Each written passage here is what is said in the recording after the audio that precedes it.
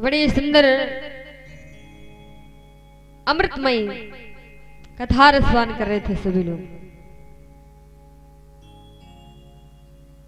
कहते हैं रामचरितमानस में 4 विवाह हुए, 2 सफल और 2 असफल। 2 सफल कौन? भगवान भोलेनाथ बाबा का विवाह और प्रभु राम का विवाह। और 2 असफल कौन है? असफल वही विवाह होता है जिसका कोई मंझवानी नहीं होता। सूर्पनखा डायरेक्ट पहुंच गई पंचवटी में प्रभु राम से विवाह करने के लिए। विवाह हुआ, नाक कान कट गए। और नंबर 3 में नारद बाबा। नारद बाबा माया के चक्कर में भ्रमित, प्रभु ने माया फैलाई, विश्व मोहिनी के साथ में विवाह करना चाहा, लेकिन किसी से सलाह नहीं। डायरेक्ट पहुंच गए कहां? जहां जयमाल स्टेज पड़ी हुई है। रूप बनाए बंदर का। विवाह हुआ नहीं, क्रोध में आना पड़ा।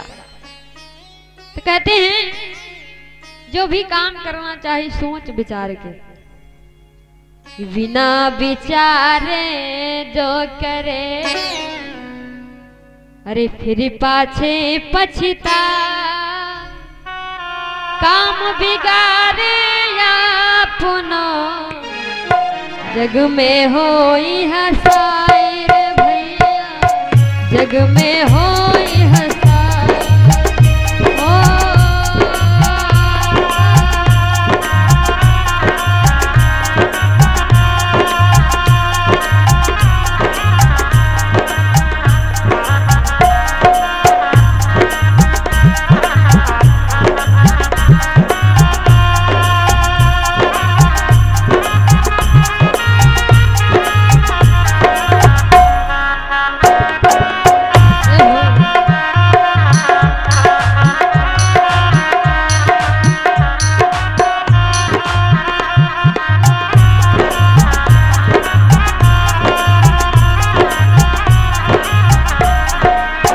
बिना विचारे जो करे फिर पाछे पछता,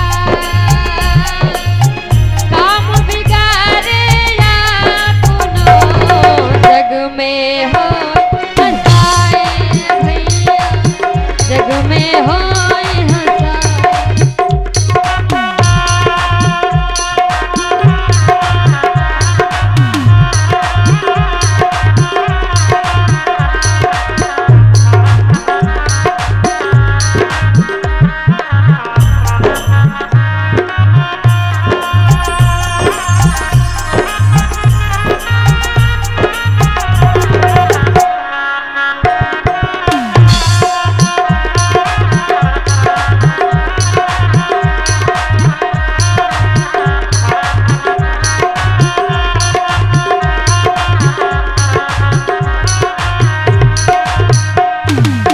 गोविंद भगवान की, भागवत महापुराण की। कहते हैं जो भी कार्य करना है जीवन में सोच समझ के। तो बड़ी सुंदर पावन कथा। तो रामचरितमानस में सर्वप्रथम भगवान भोलेनाथ बाबा के विवाह की कथा अभी श्रवण कर रहे थे आप सभी लोग। जब से माता सती ने अपने शरीर को त्यागा है, तब से भगवान भोलेनाथ बाबा ने समाधि लगा ली। समाधि लगा लिया, उसी बीच में एक राक्षस होता है तारकासुर नाम का। तारकासुर नाम का राक्षस होता है, बड़ा ही अत्याचार करता है, पापाचार करता है, फिर तपस्या करता। तपस्या किसकी किया? भगवान ब्रह्मा जी की। ब्रह्मा जी की तपस्या करता है। ब्रह्मा जी बड़ा प्रसन्न होते हैं, तारकासुर के समक्ष प्रकट होते हैं कि हे वत्स, मैं आपसे बड़ा प्रसन्न हूं, वरदान मांग लीजिएगा। तो तारकासुर कहता है, प्रभु अगर आप हमारी भक्ति से प्रसन्न हो तो आप हमको एक ही वरदान दीजिएगा कि मैं संसार में किसी के मारने से ना मरूं। अगर मैं मरूं तो भगवान भोलेनाथ बाबा के होने वाली संतान से, अगर मेरी मृत्यु हो तो भगवान भोलेनाथ बाबा के होने वाली संतान से। तारकासुर बड़ा होशियार है, उसको पता है ना, एक पत्नी थी सती जी, वो तो चली गई, यज्ञ में गई थी, अपने प्राण त्याग दिए, और भगवान भोलेनाथ बाबा तभी से समाधि लगा लिए। तब उनके संतान कहां से होगी? इतनी जल्दी तो मुमकिन नहीं है। इसलिए तारकासुर ने बड़ा सोच समझ के वरदान मांगा, प्रभु अगर संसार सागर में हमारी मृत्यु हो तो भगवान भोलेनाथ बाबा के होने वाले संतान से। ब्रह्मा जी ने वरदान दे दिया, ए मस्त ऐसा ही होगा। अब तो तारकासुर वरदान पा गया। अब तो और कहते संसार सागर में सीधे साधे व्यक्ति तभी तक रहते जब तक के जेब में पैसा नहीं होता है। 2-4 पैसा आया, मनोभिमान आ गया। इस संसार की रीति है, किसी एक की नहीं है कि को वैसा उपजा जग माही, को वैसा उपजा जग माही, प्रभुता पाए कह मत नाही।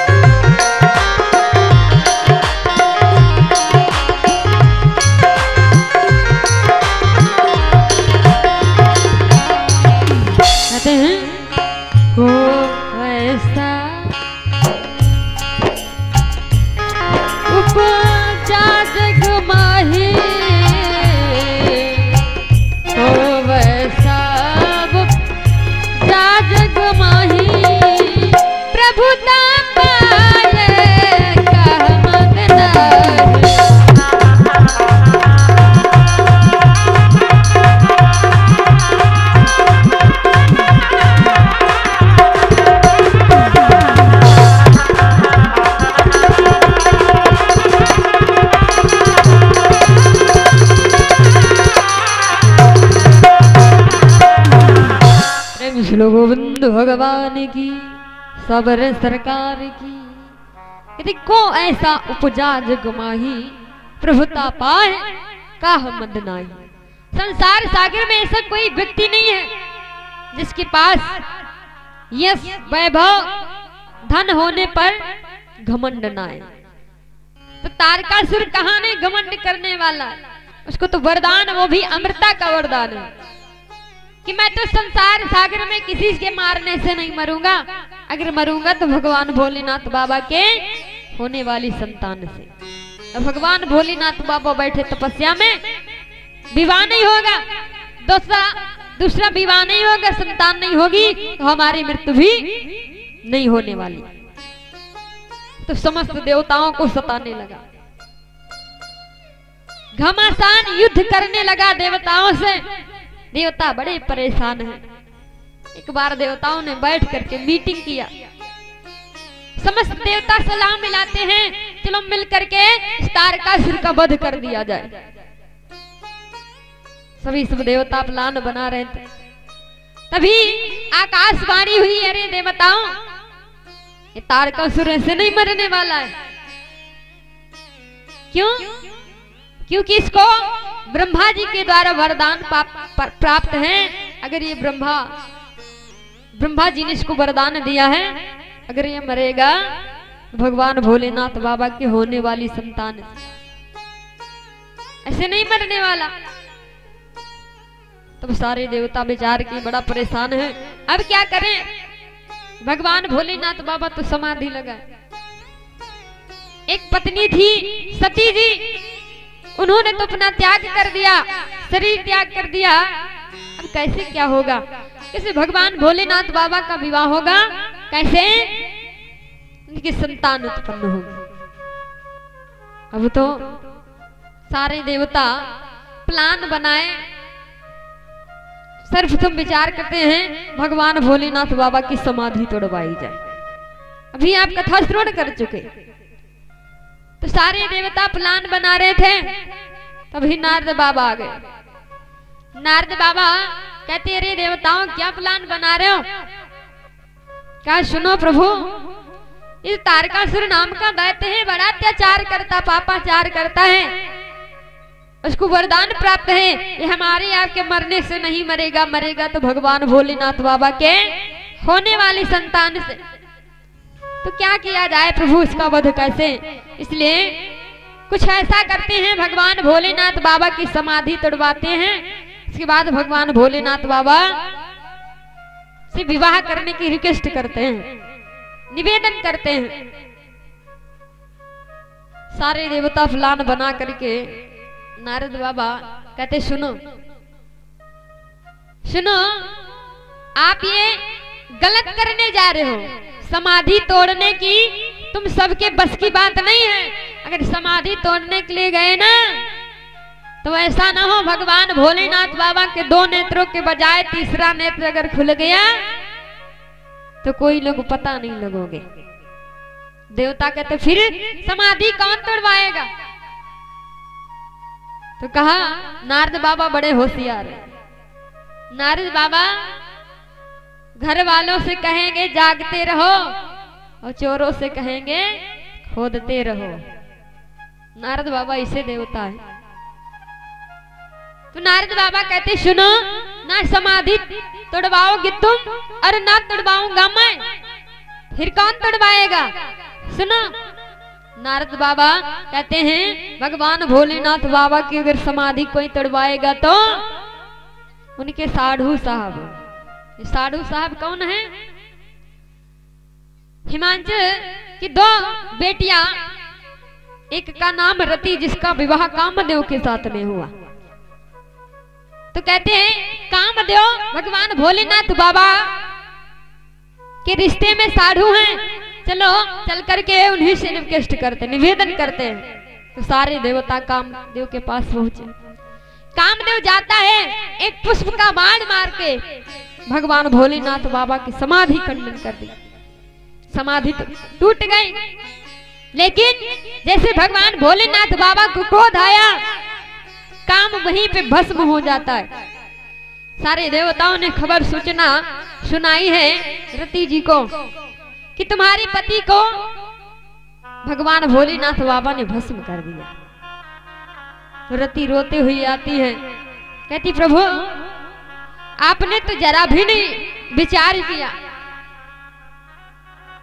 संसार सागर में एक पत्नी बिना पति के कैसे रहती है, इसका जीना नामुमकिन होता है। कहती क्या है रति रोते हुए, कि छीन सिंदूर मेरा लिया है, तुमने सोचा बिचारा नहीं है।